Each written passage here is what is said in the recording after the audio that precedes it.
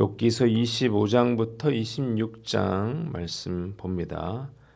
우리 한 목소리로 봉독하겠습니다. 시작. 수아 사람 빌닷이 대답하여 이르되 하나님은 주권과 위엄을 가지셨고 높은 곳에서 화평을 베푸시느니라.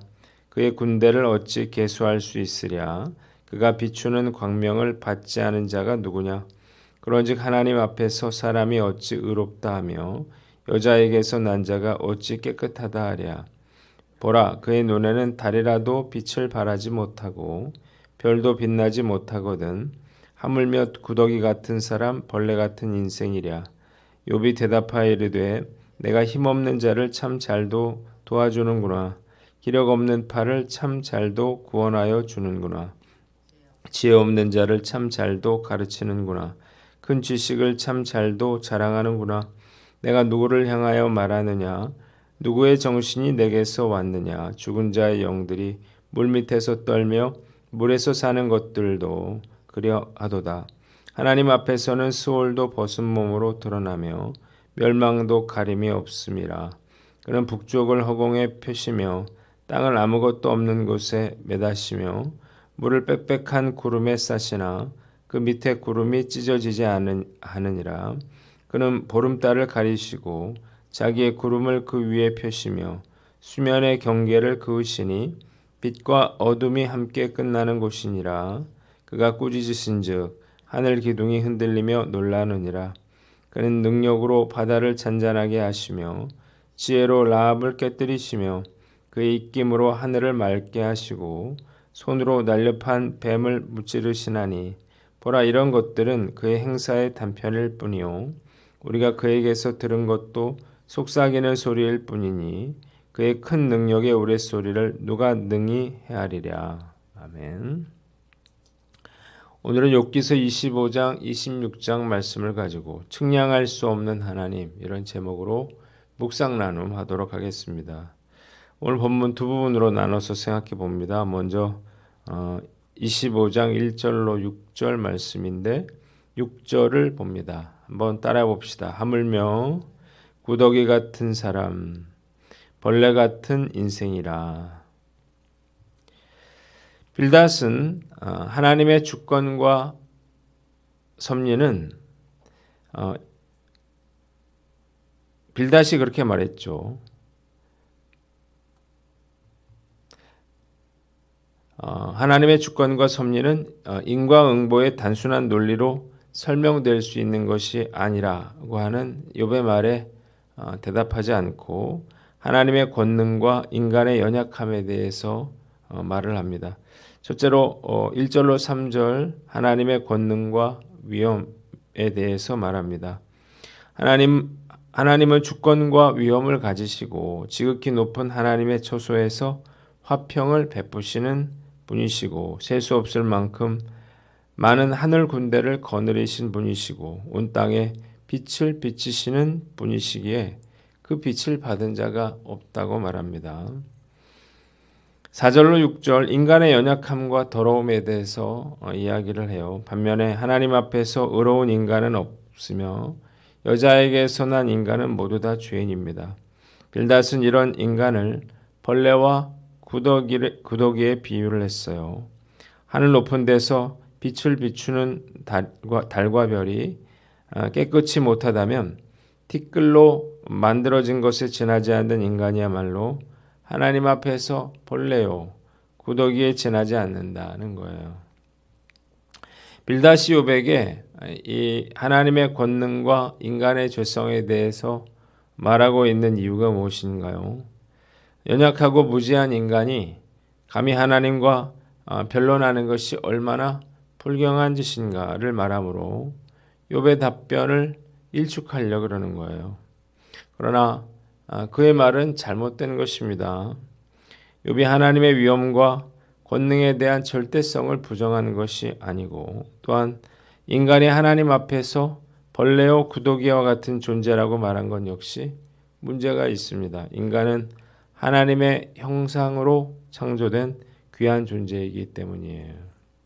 한번 따라해 봅시다. 귀한 존재임을 확신하라. 하나님의 권능과 위엄은 우리가 아무리 강조해도 지나침이 없습니다. 하나님의 천지창조와 다스림은 인간은 감히 이해할 수조차 없기 때문이에요. 그러나 그렇다고 해서 빌다처럼 인간을 벌레와 구더기와 같은 그런 존재라 이렇게 여겨서는 안 될 것입니다. 인간은 하나님께서 독생자 예수 그리스도를 십자가에 내어 주실 만큼 하나님께 소중한 존재이기 때문입니다. 어떤 사람이 물찌개에 각각 항아리 하나씩을 매달고 물을 날랐어요. 오른쪽 항아리는 온전했지만 왼쪽 항아리에는 금이가 있었습니다. 그래서 주인이 물을 받아서 집으로 오면 오른쪽 항아리에는 물이 가득 차 있었지만 왼쪽 항아리에는 물이 반밖에 남지 않았습니다. 금이 간 왼쪽 항아리는 주인님께 너무나 미안했습니다. 주인님에게 일을 2번씩 시키는 것 같아서 너무나 미안한 나머지 이렇게 말을 했습니다. 주인님, 제가 도저히 송구스러워서 견딜 수가 없습니다. 저는 금이 간 항아리입니다. 저를 버리시고 좋은 항아리, 금이 안 간 깨끗한 항아리를 새로 사서 사용하세요. 그러자 주인이 금간 항아리에게 이렇게 말을 했습니다. 나도 내가 금이 간 것 알고 있어. 그러나 나는 항아리를 바꿀 생각이 전혀 없다. 우리가 물을 나르기 위해서 지나온 길을 한번 돌아보렴. 금이 가지 않은 항아리가 있는 오른쪽은 아무런 생물도 자라지 못하는 황무지가 됐구나. 하지만 내가 지나왔던 왼쪽을 한번 봐라.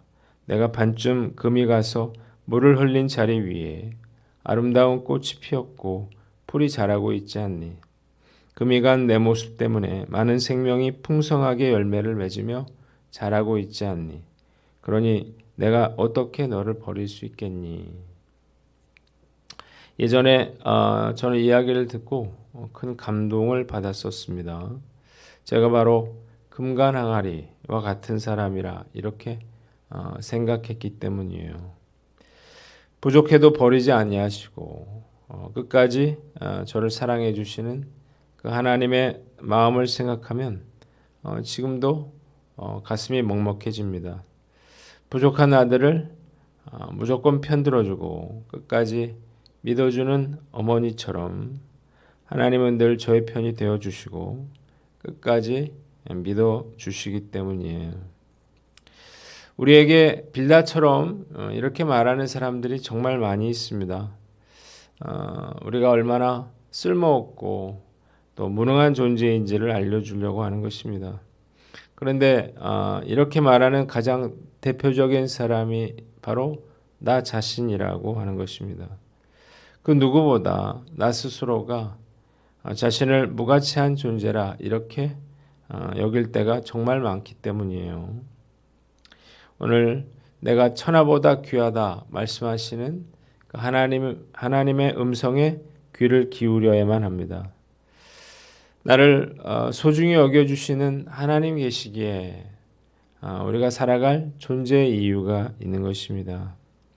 오늘 나는 어떤가 우리가 한번 살펴보고 이 확신과 믿음으로 나 자신을 귀하게 여길 수 있는 저와 여러분들 되시기를 주님의 이름으로 축원합니다. 두 번째 1절로 14절 말씀 14절을 봅니다. 한번 따라해 봅시다. 이런 것들은 그의 행사에 단편일 뿐이요 속삭이는 소리일 뿐이니 누가 능히 헤아리랴. 빌닷의 말에 욥이 대답을 했습니다. 첫째로 빌닷의 지혜는 무익하다는 것입니다. 1절로 4절. 욥은 빌닷의 충고가 그에게 아무런 도움이 되지 않고 오히려 무익한 말로 자신을 더욱 고통스럽게 했으며 전혀 지혜롭지 못했다고 말했습니다. 그의 말이 도대체 누구를 대상으로 하는 것인지 또 무슨 근거에서 그렇게 말하는지 도무지 모르겠다는 것입니다. 둘째로 5절로 14절 그는 하나님의 권능에 대해서 자세하게 설명합니다. 욥은 하나님이 하늘과 땅 위에 있는 그런 모든 생물들뿐만 아니라 물 밑에 있는 영적인 그러한 존재들까지도 지배하는 분이라 이렇게 말을 하고 있습니다. 고대인들은 사람의 육체가 이제 육체를 떠난 영혼들이 지하 물밑에서 거주하고 있다 이렇게 믿었어요. 하나님의 위엄과 권능은 지하 세계 곧 스월에까지 미치고 있다는 것입니다.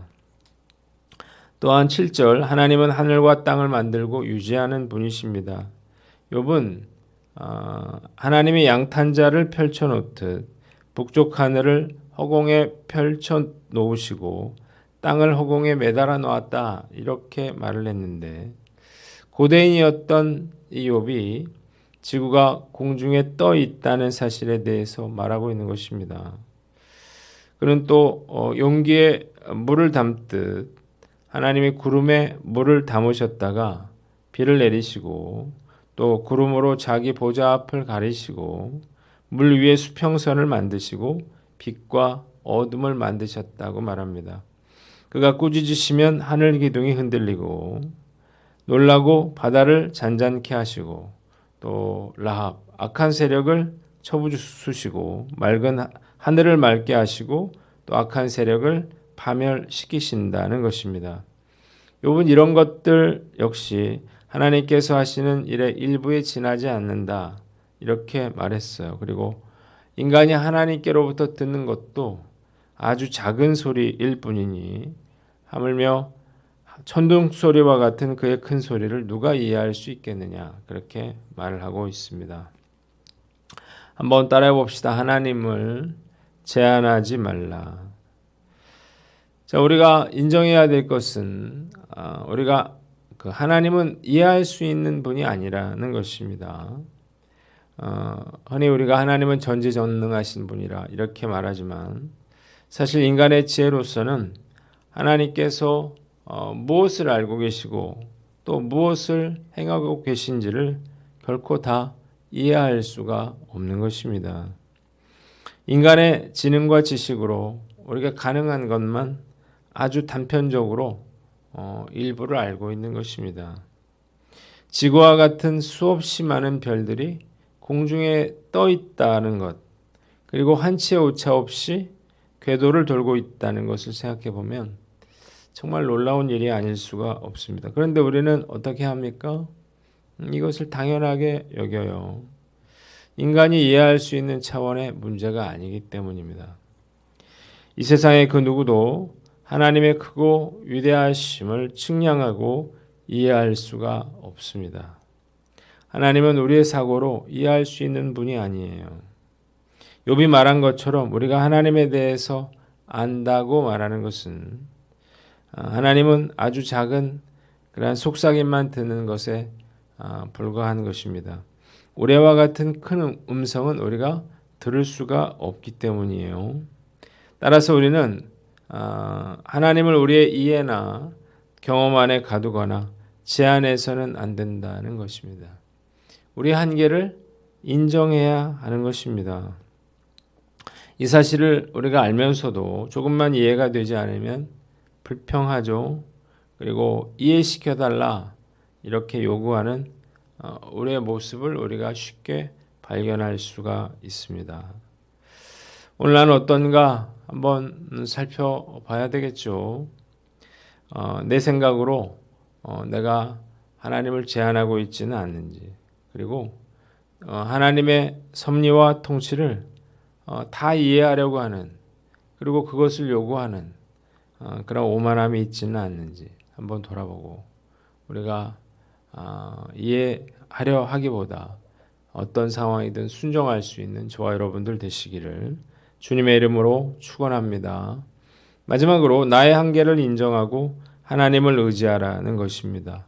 한번 따라해 봅시다. 나의 한계를 의지하고 나의 한계를 인정하고 하나님을 의지하라. 말씀 묵상하면서 정말 나의 한계를 절실하게 그렇게 깨닫게 됩니다. 나의 한계를 인정하는 것은 너무나 중요한 일이죠. 그래야 비로소 우리가 온전히 하나님을 의지할 수 있기 때문입니다. 아무리 교만한 사람이라도 욥과 같이 극한 상황에 처하게 된다면 환자가 의사를 찾듯 자신의 연약함과 한계를 깨닫고 하나님을 찾고 의지하게 되는 것입니다. 그래서 오히려 감사한 일이 될 수 있는 거예요. 요즘 제 인생의 어떤 때보다 더욱 간절히 하나님을 찾고 의지하려 하고 있습니다. 인생을 산다고 하는 것이 얼마나 무섭고 두려운 일인가라고 하는 사실을 새삼 깨닫고 있기 때문이에요. 그러면서 남은 인생 동안 내 생명의 주권자이신 하나님의 품에 꼭 안겨야겠다, 그런 생각을 했습니다. 분리불안으로 인해서 절대 엄마와 떨어지지 않으려고 하는 아이처럼 잠시라도 하나님의 품을 떠나지 않겠다는 거예요. 오늘 하루 어떤가 한번 살펴보시고 오늘 하루도 하나님의 품에 안겨서 철저하게 하나님만 의지하며 살아가시는 저와 여러분들 되시기를 주님의 이름으로 축원합니다. 기도하겠습니다. 하나님 아버지, 우리가 주님의 귀한 존재임을 기억하게 하시고 철저하게 하나님만 의지하는 저희들이 되게 하여 주시옵소서.